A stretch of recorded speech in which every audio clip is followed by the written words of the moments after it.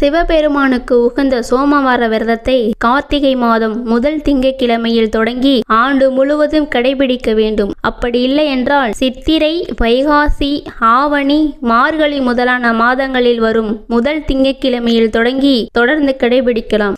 இந்த விரதத்தை கடைபிடிப்பவர்கள் அன்றைய தினம் முழுவதும் உபவாசம் இருப்பது நல்லது. அப்படி இருக்க முடியாதவர்கள் ஒரு பொழுது மட்டும் சாப்பிட்டு விரதத்தை கடைபிடிக்கலாம். இந்த விரதத்தை வாழ்நாள் முழுவதுமோ அல்லது 12 ஆண்டுகளோ கடைபிடிக்கலாம்.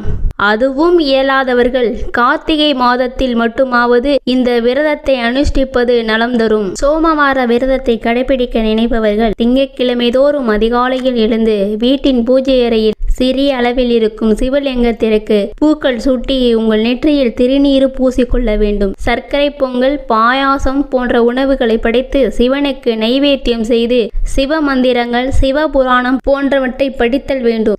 இந்த விரதம் மேற்கொள்பவர்கள் 3 வேளை ஏதும் உண்ணாமல் இருப்பது சிறப்பு என்றாலும் கூட வேலை, தொழில் போன்றவற்றில் ஈடுபடுவர்கள் 3 வேளையும் உப்பு சேர்க்காத உணவை சாப்பிடலாம் அல்லது பால் பழங்களை சாப்பிடலாம். அன்றைய தினம் முழுவதும் காலை முதல் மாலை வரை சிவ ஸ்லோகம் மனதிற்குள் சொல்லி வர வேண்டும். பின்பு மாலையில் கோவிலுக்கு சென்று சிவனுக்கு பாலாபிஷேகம் மற்றும் அர்ச்சனை செய்து வழிபட்டு வீடு திரும்பிய பின்பு சிவனுக்கு நைவேத்தியம் செய்த பிரசாதங்களை சாப்பிட்டு விரதத்தை முடிக்க வேண்டும். ஒரு சிலருக்கு தொடர்ச்சியாக 16 திங்கட்கிழமைகள் விரதம் மேற்கொள்ள முடியாத நிலை உண்டாகிறது என்றால் அப்படிப்பட்டவர்கள் விரதம் மேற்கொள்ளாத திங்கட்கிழமைக்கு அடுத்த திங்கட்கிழமைகளில் சிவனை வழிபட்டு விரதத்தை தொடரலாம். இதேபோல் தொடர்ந்து 16 திங்கட்கிழமைகள் விரதத்தை கடைபிடித்தால் சிவபெருமானை வணங்குபவருக்கு சிவனின் ஆசி கிடைத்து நினைத்தது நிறைவேறும். எனவே சோமவார நன்னாளில் சிவ பார்வதியை விரதமிருந்து தரிசித்தால் மாங்கல்ய வரம் கிடைக்கும், மாங்கல்ய பலம் பெருகும், கணவனின் ஆயுள் நீடிக்கும், நல்ல கணவனை அமைய பெறலாம், பிரிந்தவர்கள் கூட ஒன்று சேர்வார்கள். சோமவார நாளில் வில்வ அர்ச்சனை செய்து